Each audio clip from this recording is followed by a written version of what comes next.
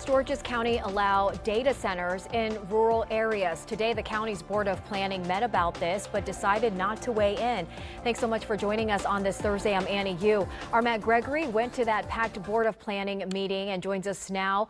Matt, what does this mean for data centers going forward in Prince George's County?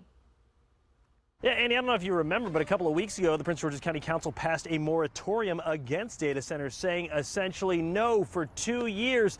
But there was still this little piece of legislation that back in June made its way to the planning board, talking about potentially putting data centers in rural residential areas, or at least further out away from those dense areas. And while the board decided today not necessarily to approve the plan, as in they didn't say yes, they also didn't give a resounding no.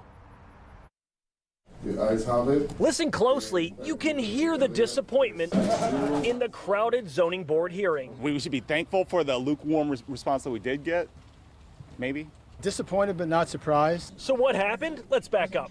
In June, Councilmember Wanika Fisher sent a legislative draft of a change to county zoning. It could pave the way for data centers to be built on rural estate and agricultural residential zones. I am in opposition of all data centers. Today, the Prince George's County Planning Board gave a public hearing for the proposed change. I'm glad that this committee is here for us to oppose LDR 155. But now we have the threat of data centers in our agriculture and residential areas. Dozens of speakers opposed the change, including the Maryland National Capital Park and Planning Commission staff, which said in their report the change goes against the county council's recently imposed moratorium on data centers and long-term county plans. The department recommends the planning board adopt the findings of the staff report and oppose LDR 155-2026.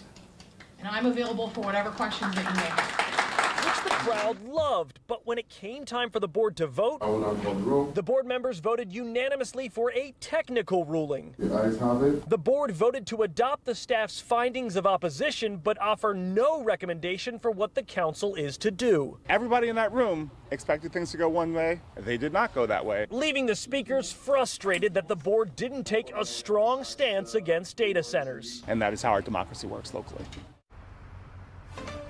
Yeah, now, so what will happen? Like we said before, there is a moratorium on these data centers, so this will go before the county council when they're in session next, but it's likely not to pass. It's likely to fall down by the wayside. I did reach out to Wanika Fisher, the council member who proposed this piece of legislation, to her office about, why put this forward. And she said, obviously, in a statement, I'm summing it up here, that there's a moratorium in place, but that moratorium will go away if the council is able to come to some sort of agreement on what regulation, standards, and zoning look like. And this was sort of an early attempt to take a look at what zoning could be for data centers, and she stressed that she would like to see those data centers, if they do come to the county, far, far away from the dense residential and transit areas. So that's kind of a look inside why this came up today, despite the moratorium being there.